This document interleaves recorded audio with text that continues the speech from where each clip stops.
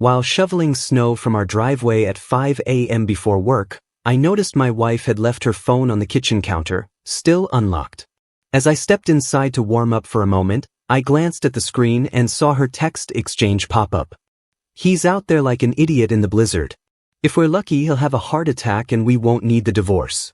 Her lover replied with 3 laughing emojis. I finished clearing the snow and left for work as usual.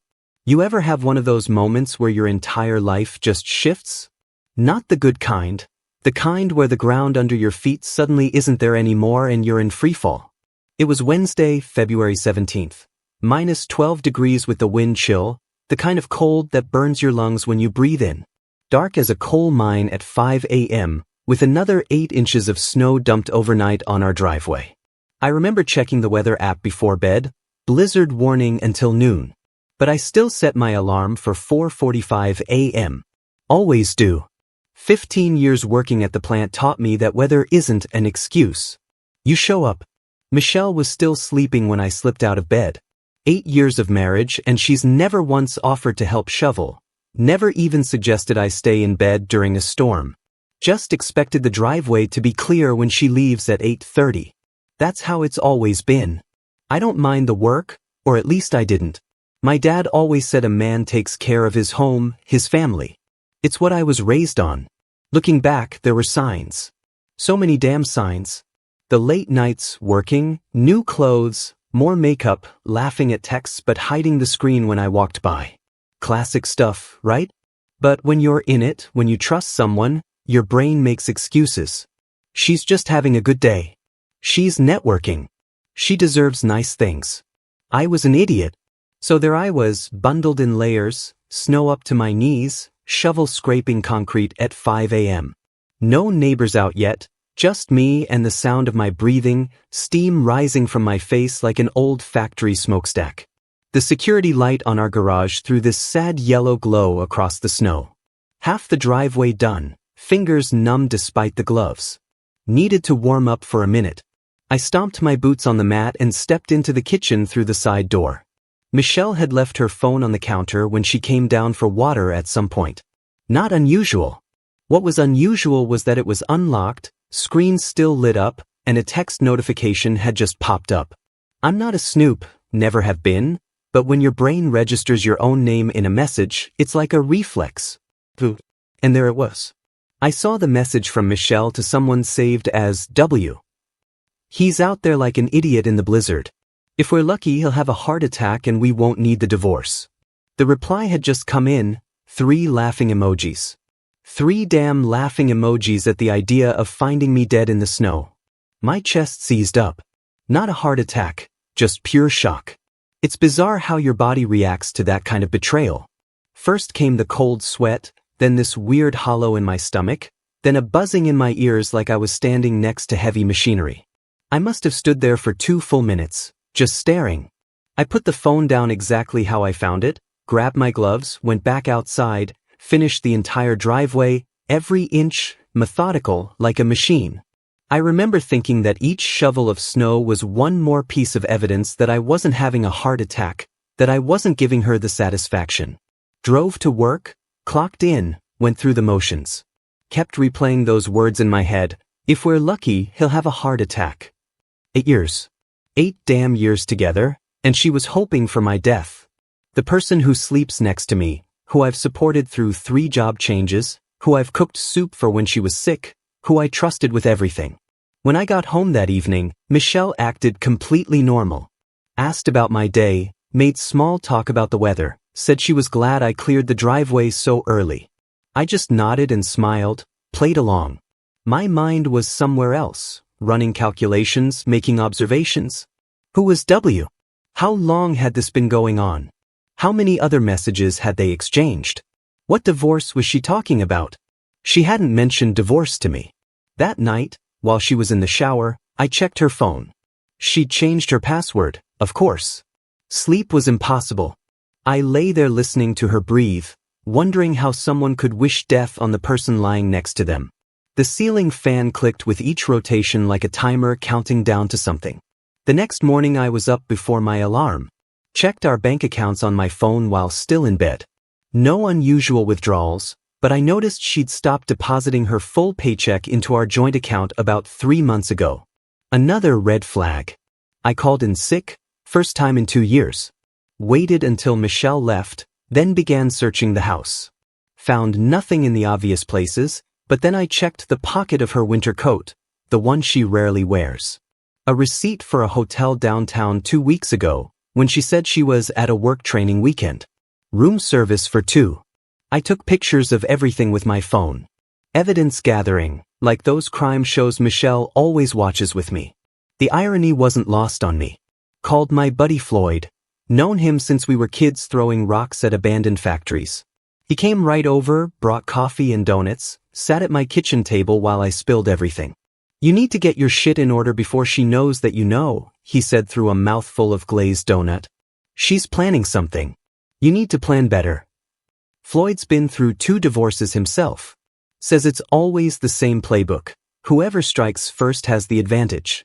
He helped me log into our cell phone account. Michelle and someone saved as William had exchanged over 2,000 texts in the last month. Hundreds of calls, always during her lunch breaks or when I was at work. The call logs showed the pattern going back at least 6 months. Classic affair timeline, Floyd said, scrolling through the data. Starts with a few calls, escalates to dozens, then hundreds. She's in deep, bro. I felt like I was operating heavy machinery with no training. Everything was loud and dangerous, and one wrong move could crush me. Floyd helped me set up a separate bank account that afternoon. We transferred half of our savings, the money I'd been putting aside for the kitchen renovation Michelle had been begging for. The irony was enough to make me laugh. That horrible, empty laugh that echoes in your own head. That night I watched Michelle more carefully. The way she checked her phone constantly, how she kept it face down on the table, the way she'd step outside to take calls, the slight smile when certain messages came through. All these behaviors I'd written off as normal now looked like glaring sirens. "We should plan a vacation," I said casually over dinner. "Maybe in April. Could use some time away together." She didn't even look up from her phone. "April's busy at work. Maybe summer." By summer she planned to be rid of me, either by divorce or by my convenient heart attack. The realization made me grip my fork so tight my knuckles went white. I spent the weekend cataloging our assets. The house we bought 5 years ago, the cars, the furniture, the retirement accounts, all while pretending everything was normal. Watching TV together, making breakfast, small talk about nothing. On Monday, during my lunch break, I called Clara, my sister. She's always been the practical one. When our parents died, she handled everything while I was still trying to process. I needed that energy now. She listened without interrupting as I explained everything. When I finished, she was quiet for so long I thought the call had dropped. "You need a lawyer," she finally said. "Today. And you need to find out who William is." It didn't take long. A quick search of Michelle's work contacts on LinkedIn, and there he was. William Thornton, senior partner at her firm. Married, 2 kids, silver-haired jackass with perfect teeth in his profile picture. I almost threw my phone across the break room. 3 days later I sat in a lawyer's office during what was supposed to be my shift. Took more sick time. The lawyer, an older woman with reading glasses hanging from a chain, listened to my story, examined the evidence I'd collected, and nodded slowly. "You've done good preliminary work," she said. "Most people come in here emotional with nothing documented. You're ahead of the game." She outlined what would happen next, the legal process, the financial implications, the timeline. It all sounded so clinical, like diagnosing a machine failure. Part A is broken, replace with Part B, resume operations. "One more thing," I said as our consultation was ending. "I don't just want a divorce. I want her to regret ever thinking that my death would be convenient." The lawyer removed her glasses. "Revenge isn't my department, but I can ensure you don't get taken advantage of financially. The rest is up to you." That night I looked at Michelle across the dinner table and felt nothing but cold determination. The woman who hoped I'd die in a blizzard was chatting about office politics like nothing was wrong, smiling, planning her exit, waiting for her opportunity. But I would be the one catching her off guard. I would be the blizzard she didn't see coming. I've spent the last week gathering more evidence, planning, consulting with the lawyer, moving money, documenting everything. Michelle hasn't noticed a thing, too wrapped up in her affair, her secret plans, her fantasy life with William. It's been 16 days since I found those texts. 16 days of living with someone who wished me dead. 16 days of pretending everything is normal while systematically dismantling the life we built together. The lawyer suggested I document everything, so I bought one of those password-protected journal apps. Been logging every conversation, every suspicious behavior, every time Michelle lies about where she's going. Floyd has been a lifesaver. His IT knowledge came in clutch when I needed to recover deleted texts from our cloud backup. We spent a Saturday afternoon in his garage, laptops open, energy drinks piled up, digging through data while his dog kept trying to sit on the keyboard. Found 6 months of messages between Michelle and William. 6 damn months. The texts were worse than I imagined. Plans for their future together, complaints about me, detailed accounts of hotel meetups during work trips, and yeah, more jokes about my potential demise. Apparently my high cholesterol, which Michelle always claimed to be concerned about, was another source of hope for them. How convenient it would be if I just dropped dead naturally. I printed everything, 3-hole punched it, put it in a binder. Old school, I know, but there's something satisfying about physical evidence you can slap down on a table. Phase 1 was information gathering. Phase 2 is about applying pressure. The kind Michelle won't immediately recognize as pressure. Small changes in behavior, subtle shifts in our routine. The type of stuff that makes someone feel like they're losing their grip but can't quite figure out why. It started with changing my work schedule. Told Michelle I'd been assigned different hours due to project needs. In reality, I've been using that time to meet with the lawyer, set up separate bank accounts, and document our assets. I've started moving my personal items, family photos, heirlooms from my parents, important documents, to a storage unit Floyd helped me rent. Nothing Michelle would immediately notice, but enough that I'll be ready when shit hits the fan. The financial prep has been the most stressful part. Our joint account, which I have faithfully deposited into for 8 years, now only gets the bare minimum needed for bills. The rest goes into my new private account. I've cataloged everything we own down to the set of golf clubs gathering dust in the garage, which, by the way, were a birthday gift from Michelle 3 years ago, back when she apparently still wanted me alive. Last week I told Michelle I had to go on a business trip, 3 days in Chicago for training. She seemed relieved, practically pushed me out the door. I bet she and William had the house to themselves within hours of my departure. But here's the thing, I never left town. Stayed at a Motel 6 just outside the city. Spent those 3 days meeting with the lawyer, organizing finances, and preparing for what comes next. When I returned from my trip, I set up cameras in our living room and kitchen. Nothing in the bedroom. I'm not trying to catch sex tapes, just conversations. Legal in our state as long as it's my property too. Already caught Michelle on the phone with William several times, planning their next moves. In one call she mentioned they should wait until April to file for divorce. Apparently that's when William's bonus comes in. How considerate. The real turning point came 4 days ago. I decided it was time to confront William directly, not Michelle, not yet. William. I found out which coffee shop he stops at every morning before work. One of those fancy places with the $7 lattes and pretentious baristas. I waited in my car until I saw him park his ridiculous German sports car, followed him inside. He didn't recognize me at first. Why would he? I'm just the faceless husband in the background of Michelle's stories. I sat down across from him while he was waiting for his order. The look on his face when I introduced myself, priceless, like watching someone realize they left their garage door open during a thunderstorm. I kept my voice low, casually told him I knew everything, showed him a sample of the texts I'd recovered, mentioned that his wife might be interested in seeing them too. William started sweating through his expensive button-down, kept looking around like someone might rescue him. Asked what I wanted, as if this was some kind of negotiation. I just smiled and said I wanted nothing from him except distance, from me and from Michelle. Told him I'd be filing for divorce soon and it would go a lot smoother for everyone if he disappeared from the picture until it was finalized. He promised to back off immediately, even offered me money, which I refused. Not because I'm noble, I'm not, but because taking his cash would undermine the legal process. I need him scared, not relieved. Since that meeting, Michelle's been acting strange, checking her phone constantly but getting no responses, calling numbers that go to voicemail. William is ghosting her, just as he promised. The confusion on her face grows by the day.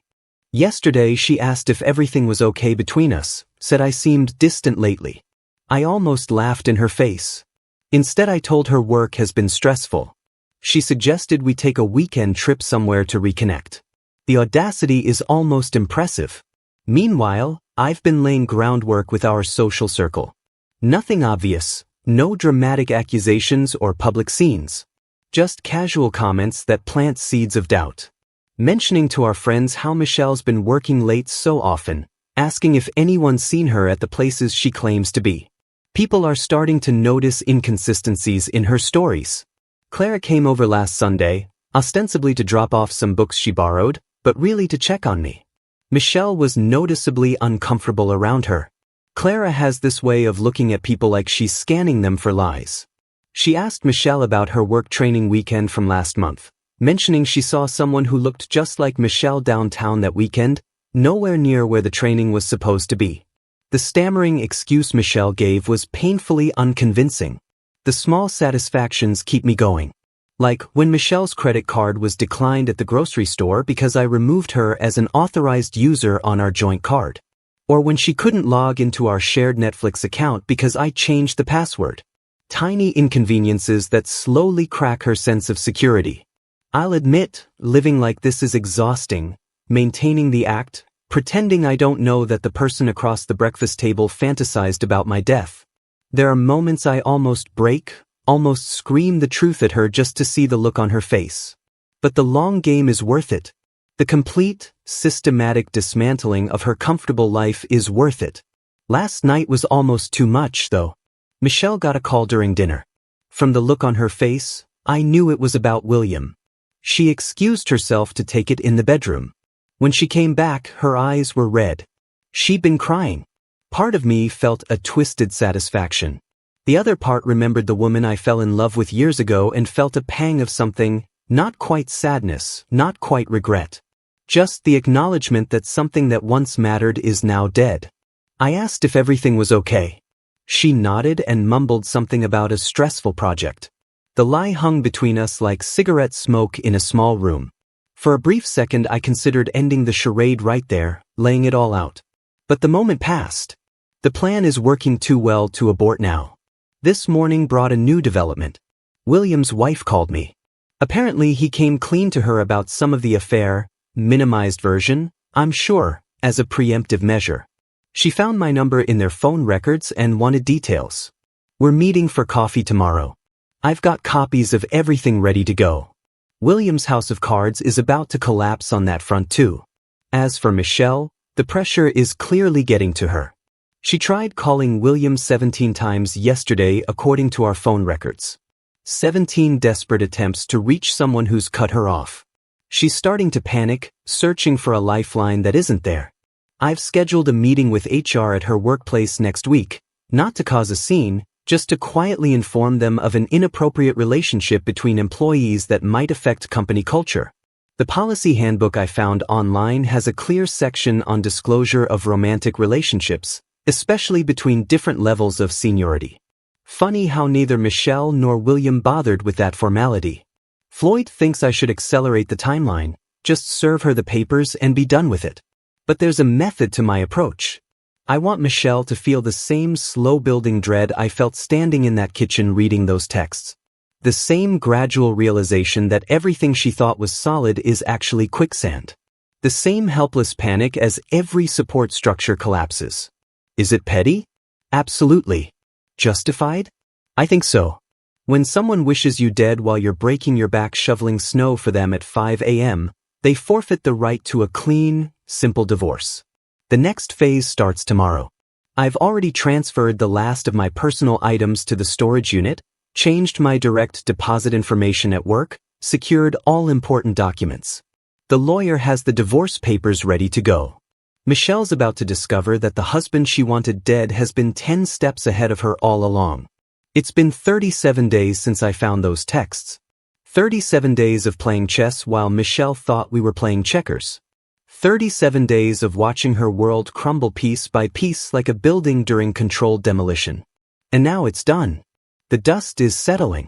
Quick recap, found my wife texting her lover about how she hoped I'd die of a heart attack while shoveling snow.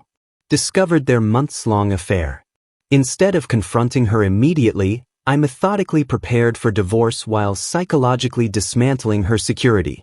Where did we leave off? Right? I was about to meet William's wife for coffee. That meeting changed everything. Allison, William's wife, was nothing like I expected. I'd pictured some meek, clueless woman. But she showed up in yoga pants and a hoodie, hair in a messy bun, with the energy of someone who could probably bench press me if properly motivated. Turns out she's a former college athlete who now runs a popular fitness Instagram. William had confessed to a brief inappropriate relationship with a coworker, minimizing everything as usual. When I slid the binder of evidence across the table, Allison didn't cry or freak out. She just put on her reading glasses and went through it page by page, occasionally sipping her cold brew like she was reviewing quarterly reports. After 20 minutes of silence, most awkward coffee ever, she closed the binder, took off her glasses and simply said, "Well, fuck." She asked if I had copies she could take. We spent the next hour comparing notes, filling in timeline gaps. Apparently William had been acting sketchy since fall, always on his phone, working late. The classic signs we both missed. What happened next wasn't part of my plan, but it accelerated everything beautifully. Allison, who has about 47,000 followers on Instagram, didn't post anything directly about the affair. But that night she did post a cryptic story about redecorating the house and removing toxic elements, with some heavy metal playing in the background while she packed William's designer clothes into garbage bags. Internet sleuths being what they are, her followers immediately started speculating. By morning, William's social media was flooded with questions. The next day was when everything converged perfectly. I'd taken the day off work, knowing Michelle would be home late. Set up the living room like a corporate presentation, binder of evidence on the coffee table, divorce papers neatly stacked, screenshots of texts printed and arranged chronologically. Even had a damn PowerPoint ready on my laptop with a timeline of their relationship, complete with hotel receipts and phone records. Too much? Maybe. But there's something satisfying about good visual aids when your world is imploding. When Michelle finally came home around 7, she looked stressed, checked her phone immediately upon entering, still hoping for a text from William, no doubt. She didn't notice the setup at first, just dropped her bag and mentioned something about grabbing takeout since she was too tired to cook. Then she saw the binder. Saw me sitting calmly in the armchair. Saw the papers. The room temperature seemed to drop 10 degrees in an instant. What followed was like watching someone cycle through the stages of grief on fast forward. First came confusion, asking what all this was, laughing nervously like it might be some elaborate joke. Then denial, claiming I was misinterpreting, that the texts weren't what they seemed. Then anger, how dare I go through her phone, invade her privacy, talk to William's wife. I stayed silent through most of it, just clicking through the PowerPoint slides as she ranted. The timeline. The evidence. The text where she hoped for my death, that one I let linger on screen a bit longer. When she finally ran out of steam, I handed her the divorce papers.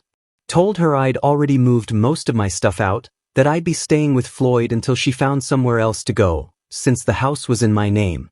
Another detail she'd conveniently forgotten. The shift from anger to panic was almost cinematic. Suddenly she was crying, saying she made a mistake, that William meant nothing, that the texts were just jokes, dark humor. She never meant it. She'd never really wanted me dead. I asked if she'd checked her work email today. She looked confused, then grabbed her phone. Her face went pale as she read the message from HR requesting a meeting tomorrow morning. Turns out her workplace has a zero-tolerance policy for undisclosed relationships between senior and junior staff. William had already been called in earlier that day. The crying intensified. Michelle kept saying this would ruin her career, her reputation. I reminded her that just last month she was hoping I'd die of a heart attack in our driveway so she wouldn't have to deal with a divorce. Funny how consequences suddenly seemed excessive when they were happening to her. She tried a new angle, claiming William had manipulated her, that he was the mastermind, that she'd been vulnerable after her mom's health scare last year. I just pulled up the texts where she'd initiated most of their meetings, where she'd suggested the hotels, where she'd complained about me and fantasized about our future without me in it. By midnight, Michelle had moved from denial to bargaining. Offered couples therapy, promised to quit her job, swore she'd make it up to me. Even tried to initiate sex, which was so pathetically transparent I almost felt sorry for her. Almost. I slept in the guest room that night, door locked. Could hear her crying through the wall. The sound used to tear me apart. Now it was just background noise, like the broken bathroom fan that never quite got fixed. The next week was a blur of logistics. Michelle was put on administrative leave pending investigation. William, with his senior position and connections, somehow kept his job but was transferred to another office across the country. Allison filed for divorce the same day I did. And from what I hear through mutual connections, she's taking him for everything he's worth. Michelle couldn't afford the mortgage on her own, especially with her job situation uncertain. She moved in with her sister temporarily, taking only her clothes and personal items. Watching her pack was surreal. This woman I'd shared 8 years with, reduced to suitcases and boxes, sorting through the artifacts of our failed marriage like an archaeologist at a dig site. The social fallout was swift. Most of our friends took my side after learning the basics. A few stayed neutral, not wanting to choose. Only one, Michelle's friend from college, defended her, claiming I must have driven her to it somehow. That friendship imploded spectacularly during a group dinner when Floyd, 3 beers in, asked her if wishing your spouse dead was a reasonable response to marital problems. Michelle's family was a mixed bag. Her parents were mortified. Her dad couldn't even look me in the eye when they came to help her move.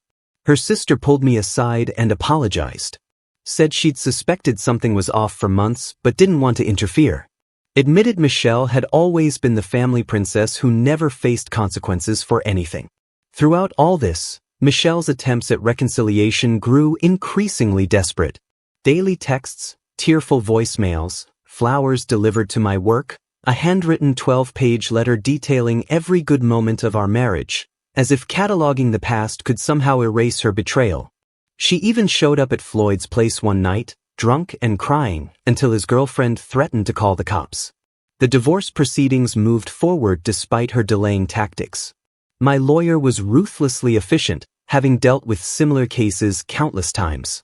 Michelle finally got a lawyer of her own, some budget option her sister found, who seemed overwhelmed by the mountain of evidence against her client. 2 months in, Michelle lost her job. The internal investigation concluded she'd violated multiple policies. William predictably had thrown her under the bus completely, claiming she'd pursued him aggressively and that he tried to end things several times. Classic shit. With no income and diminishing prospects, Michelle's desperation peaked. She started posting vague, self-pitying quotes on Instagram, reached out to mutual friends with revised versions of what happened, even contacted Clara to try to get her to intervene on her behalf. A spectacular miscalculation that resulted in my sister blocking her on every platform. The divorce was finalized last week, faster than average, the lawyer said, due to the overwhelming evidence and Michelle's eventual decision to stop fighting the inevitable. No kids to complicate things, thankfully. No shared business. Just the splitting of assets, which heavily favored me given the circumstances. Yesterday was the first time I'd seen Michelle in person since she moved out. We met at a notary's office to sign the final paperwork. She looked different, thinner, darker circles under her eyes, hair pulled back in a hasty ponytail instead of her usual careful styling. For a brief moment I felt that twinge again. Not love or forgiveness, just the recognition of someone who once meant everything and now feels like a stranger. As we walked to our cars afterward, she tried one last time. Said she'd been in therapy, learning about her self-destructive patterns. Said she still loved me, still believed we could rebuild. That losing me had made her realize what really mattered. I looked at her, really looked at her, and felt nothing but exhaustion. Told her that wishing someone dead isn't something you come back from. That trust, once shattered that completely, doesn't get glued back together. That I genuinely hoped she'd find whatever she was looking for, but it wouldn't be with me. She started crying again, right there in the parking lot between a FedEx truck and someone's rusting Honda. Said I was being cruel. That everyone deserves a second chance. That the new Michelle would never hurt me again. I just got in my car and drove away. Some conversations have no good endings. It's been 6 months since that morning in the kitchen when I saw those texts. 6 months of anger, grief, planning, and finally release. I'm back in a house now. Repainted the walls, rearranged the furniture, trying to erase the memory imprints of her in every room. Floyd and I still meet up for beers on Thursdays. He's been solid through all this. The kind of friend who helps you move bodies, metaphorically speaking. Clara checks in almost daily, worried about how I'm really doing beneath the stoic exterior. My answer varies depending on the day. Dating is a distant concept, like planning a trip to Mars. Possible someday, but not a priority now. Trust doesn't come easy, and I find myself analyzing casual interactions with women, looking for hidden meanings, secret texting. My therapist says that's normal, that it'll fade with time. Michelle still tries to contact me occasionally, birthday text, Christmas card, random, just checking in messages that I mostly ignore. From social media, which I rarely check anymore, I can see she's moved to another city, started a new job, posted something recently about rebuilding from rock bottom with some inspirational quote overlaid on a sunset. Good for her, I guess. As for William, karma's a patient bitch. His transfer wasn't the promotion he expected. According to Allison, who I still get coffee with occasionally, trauma bonding is real. He's living in a one-bedroom apartment while their divorce finalizes, struggling to maintain his previous lifestyle on a single income with alimony payments looming. His eldest daughter won't speak to him. His country club membership lapsed. Small satisfactions. The house feels empty sometimes, not in a sad way, just in a space to fill way. Thinking about getting a dog. Always wanted one, but Michelle was allergic, or so she claimed. Now I wonder if that was just another small lie in a marriage built on them. It's snowing again today. Not a blizzard like before, just light flakes drifting down. I still get up early to shovel. Old habits and all. But now when I come inside to warm up, the only messages on my phone are from people who actually give a damn whether I live or die. And that is worth all the cold mornings in the world.